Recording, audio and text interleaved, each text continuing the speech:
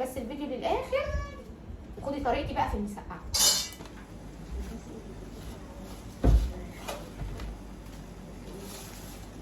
يا حبيبي يا قلبي طب يلا يا تلقوم اهي بتبدا بقى ايه اللي هي تغلط. بره اطلعي من حياتي بره. اول حاجه جبت الكرسي والترابيزه ده عشان كتير قوي ببقى عايزه الرينج لايت شكله هيقع على دماغه دلوقتي. ببقى عايزه كتير اصور معاكم حاجات كده وانا شايفاكم دايما هنا باجي بزاويه. تمام يلا اقعدي هنا عشان يشوفوك. لا استنى اقعدي كده. يلا السلام عليكم، ازيكم عاملين ايه؟ يا رب دايما تكونوا بخير. وحشتوني جدا جدا من الفيديو اللي فات. تعالوا بقى نشوف النهارده فيديو مشتريات. جبت الترابيزه دي والكرسي زي ما بقول لكم كده علشان اصور لكم الحاجه يعني تبقوا شايفيني اكتر. تمام. الترابيزه عامله كان ب 320 خدتها ب 300 والكرسي كان ب 230 يعني اتحسبوا هما الاثنين ب 500. تمام. انا محتاجاهم يعني في التصوير، محتاجه ان انا يعني انتوا تشوفوني وانا بقدم مش بزاويه، فاهميني؟ وجبت بقى ايه الطلبات. عايزه اعرفكم الاسعار النهارده في السوق. البطاطس فانا جايبه بقى اسعار الفاكهه النهارده والخضار اقول لكم عليها. بصوا بقى، انا كل شهر بحتاج ازازتين زيت، ازازتين خل قصدي. بجيب احلى حاجه يا اما هاينز يا اما بغداد، بجيب اتنين. دي الواحده عامله 20 جنيه في ازازه الخل. وكنت الاول بجيب الزيت اللي هو الممتاز كان ب 75. فسالت يعني اللي احنا بنجيب من عندهم، قلت لهم ايه يعني انواع الزيت التانية اللي بتبقى حلوه. فجبت شطاره ده بقالي وهو يعني كيلو لتر. بقالي شهرين 3 بجربه بصراحه لقيته حلو جدا. والفرق 10 جنيه ب 65 جنيه. فانا الاول كنت بجيب الازازه ب 75 جنيه واللي هي يعني هي للقليه للبطاطس للبانيه للحاجات دي. فقلت اجيب شطاره. اللهم صل على النبي. اعملوا لهم بيض يا حياتي اللي هم شايفينكم، اعملوا لهم بيض. انت معاكي النني وريهم النني. الله جميله يا نانا. تعالي اقفي بقى هنا جنب. يلا بس شاطره يا ريتات. فكنت الاول بجيب الممتاز، كنت بجيب 3 كان الواحده ب 75 جنيه. فقلت ليه دي حلوه اهي وزيت يعني نقي ما فيهوش اي حاجه حلوه. الازازه ب 65 بجيب 3 ازايز اهو. الواحده عامله 65. ربع كيلو برده بتكفيني الشهر. انا مش عارفه بقى الشاي بكام بصراحه. ب 60 جنيه الربع ب 60. ماشي. دي الحاجات اللي انا بحتاجها في الشهر. ممكن على فكره على اخر يعني اخر 5 ايام او كده بحتاج ازازه زيت تاني. طبعا بجيب واحده عافيه كبيره اللي هي مش عارفه 2 لتر ولا 3 لتر. جبت كيسين لبن. ايوه يا نون عامله لهم بول. حطوا لايك بقى للرتين. جبت كيسين لبن بخيره. الكيس عامل 25 جنيه. جبت 2 محتاجاهم في وصفاتي يعني حاجات كده هنعملها. انا بحب لو بحب اشرب بحب اللبن اللي هو من عند اللباني اللي هو البلدي بيبقى طعمه احلى بصراحه. انا بحبه. بشرب ده عادي بس بحب اللبن البلدي اكتر. جبت كيسين فانيليا وجبت كيسين دقيق. طبعا الدقيق عندي نص اللهم صل على النبي. عندي نص المنظم مليان دقيق. تمام. بحتاجه يعني بقى في تنظيف الفراخ الحاجات زي كده. جبت مربى عشان هنعمل بيها وصفه النهارده ب 50 جنيه. وباين الدقيق برده الكيس ب 20 او حاجه. جبت فانيليا. جبنا البطاطس الكيلو عامل 15 النهارده. يعني ماما كان بتجيبه الايام اللي فاتت كان بتجيب كيلو البطاطس ب 10 النهارده ب 15 يعني غالي. البطاطس غالي. وجبت طماطم الكيلو ب 10 طماطم. وجبت طماطم الكيلو ب 10 كيلو ونص ب 10 طماطم. اكياس اللي هي بتاعت اللي هي اكياس ثلاجه يعني. جبت نص كيلو. وجبت كيلو بتنجان من ده. وجبت بجيب الحاجات اللي انا مثلا هكون محتاجاها في الوصفات اللي انا هعملها الايام اللي جايه. تمام. وايه تاني؟ ماما جابت اللهم صل على النبي اناناس ولا شمام معرفش بكام يا ماما. الكيلو ب 10. تمام. واللهم صل على النبي. وجبنا بيض ده بيض بلدي. جبنا ب 150 جنيه بيقعد معانا برده الشهر كله. تمام اهو. وجبنا 2 كيلو باميه عشان نفرزهم. الباميه عامله 40 جنيه بس جايبينها من عند يعني اللي هي كانها يعني متنقيه بالواحده. اللهم صل على النبي. والتفاح بكام يا ماما؟ وجبنا دولت 2 كيلو تفاح، الكيلو ب 30 جنيه. تمام. وجبت اللهم صل على النبي جبنا كيلو ونص بتنجان، الكيلو ب 10، يعني الكيلو ونص دول ب 15 جنيه. قلت عايزه اعمل معاكم بقى وصفه حلوه بس مش المحشي، يعني مش هعمل بيها محشي. طبعا انتوا هتسالوا ايه انت هتعملي ايه بالبتنجان الابيض؟ هقول لكم بقى لما يجي اليوم. جبت عنب بس ماما شريته في الثلاجه. بكام يا حبيبه العنب؟ 35 باين. لا دي ب 25 يا ماما. العنب ب 25؟ جبنا العنب ب 25 وبس. النهارده بقى طب هتعملي ايه؟ هعمل اكله فظيعه. انا حبيت ان انا برضو اشارككم. في ايام كتيره قوي انا مش بنزل لكم فيديوهات، فمعنى الايام دي ان انا مش ببقى طابخه، بس انا عايزه اوريكم الروتين اليوم الكامل لما انا ما ببقاش عامله اكل. يعني بعمل غدا بس مش فيه لحم وما فيهوش فراخ، بس اكله حلوه. بصوا هتاكلي فيها كده 100 رغيف يعني زي العسل. وهنعمل الحاجه دي كلها وارجع لكم تاني ونشوف احنا هنعمل ايه وايه الوصف. بس تابعوا الفيديو. لو وصلت للدقيقه دي من الفيديو ما تنسيش تحطي لايك واشتركوا في القناه. بصوا بقى يا بنات، عايزه اقول لكم المدخل من ينطر اهو. اللهم صل على النبي. هو يعني بيتمسح يعني يوم يوم لا. تمام.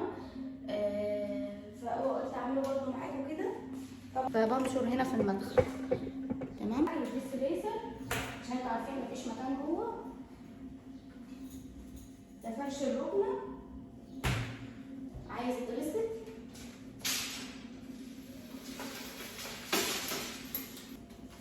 وعايزه اقول لكم فيه تراب بس مش قوي، يعني برضه الارض بتلمع بس مش مشكله، يعني مش هياخد 5 دقايق مننا، ما نكسلش.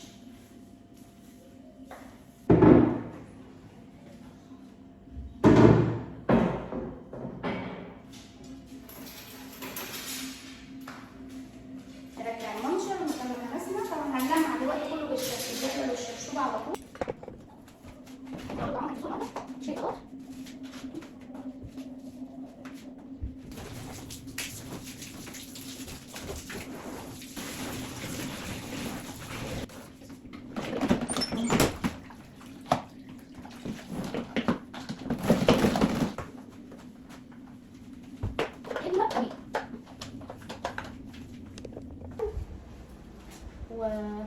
وعملنا التلاجة. وبعد كده اكله مصريه اصيله. ما عملتيش الطماطم المبشوره. في كام تريكات كده بنعملها للمسقعه والله العظيم. بصي تقعدي بس كده تاكلي منها بالعيش بقى، تاكليها ساقعه تاكليها سخنه، بتبقى زي العسل. تابعوا لكم الاكل ده اهو. يعني اللي هو الشعب بياكل دايما عن اللحمه. تعرفوا ان مش كل الايام انا بعمل يعني طبيخ، ان انا بعمل مثلا لحم. اللهم صل على النبي. ببقى انا عامله مثلا حاجات زي كده، بس قلت اشارككم بقى يعني اشوف الفيديو هيعجبكم ولا لا.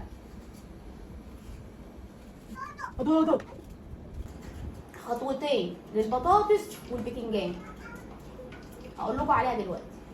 طبعا مش هقول لكم على كل حاجه عشان تروحوا معدين الفيديو ما تتفرجوش عليه. انا عارفاكوا اصلا، انا عارفاكوا حفظتكم، فاصبري على رزقك بقى. هي السكاكين مالها؟ ايه اللي حصل لها؟ الواحد مش عارف يغير ايه في البيت والله العظيم. تجيبي حاجه تبوظ، تعملي حاجه تتعمل. لا قشري. لا كده بس انا مش بقشره بقى حلقات يا حبيبه، مكعبات. شفتي الغباء اللي فيا؟ صوابع. قطعيها بقى حلقات. البطاطس بعملها مكعبات دايما ونسيت وقطعتها كده من الرغي بتاعي. لما بتطرى تشرب زيت. والبتنجان بقى بحط عليه شويه حاجات، ولا بقى الدقه بتاعت المسقعه يا اختي ما تقوليش لحد عليها.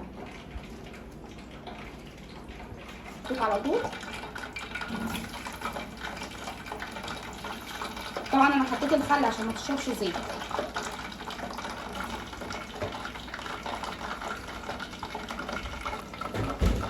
هتعمليها بس زيت.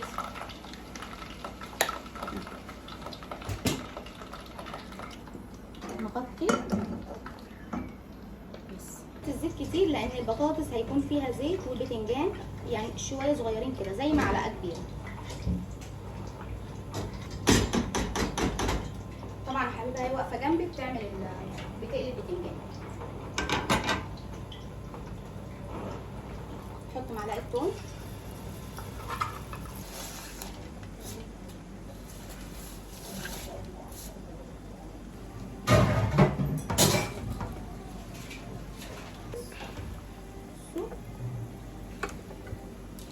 شايفين الشكل؟ مش هنعمل جنبها اي حاجه، نسخن بس عيش واكله زي العسل. بصوا بس تسخن، بس كل حاجه تاخد من طعم الصلصه كده. نقلب كده ريحه الثوم، نقلب كده الثوم كويس.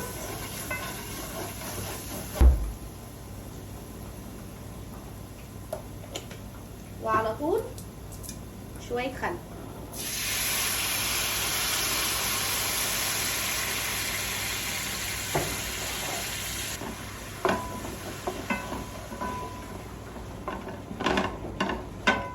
مع الثومه والكزبره عايزه اقول لكم تجوع.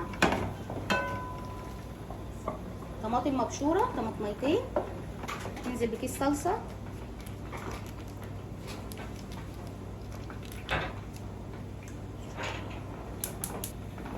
حطيت كده شويه بابريكا عشان طبعا اللون.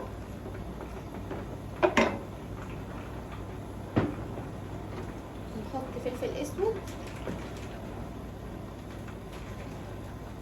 ملح، نحط مكعب مرقه،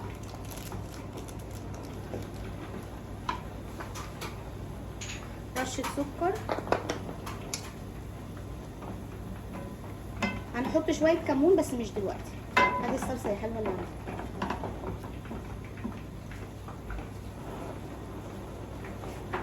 بصوا عايزه اقول لكم ريحتها تحفه. اهم حاجه الطماطم المبشوره دي تحطيها في الاول، وبعد كده تنزلي بقى بالصلصه دي. هي تاخد كيس واحد بس اهي. بصوا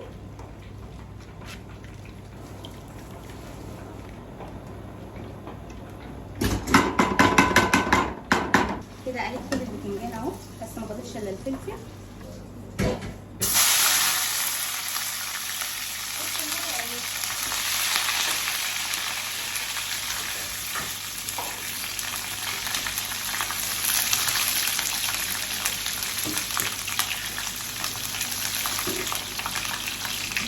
شويه كمون،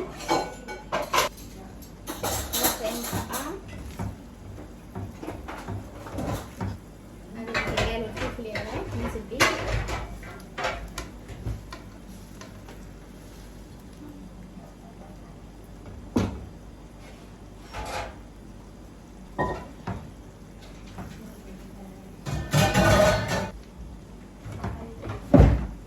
حط شويه كده.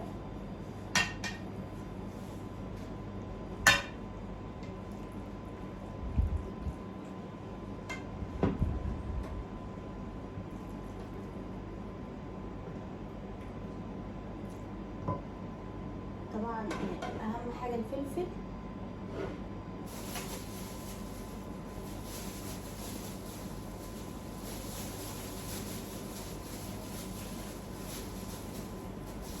انا هاكل معاكم كده وبعد كده اقفل الكاميرا بقى. جميله، مسقعه جميله.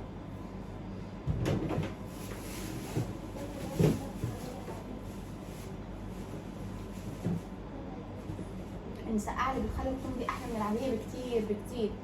واهم حاجه الطماطميه المبشوره، طماطميتين كنت حاطاهم مبشورين حلوه.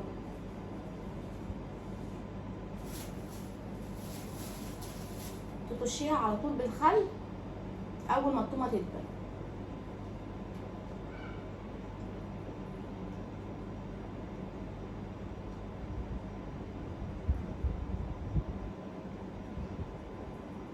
عندنا المطاعم بتاعت الفول والطعميه ما بتعملش المسقعه الا بالخل والثوم، يعني بالخل، يعني بترشها بالخل.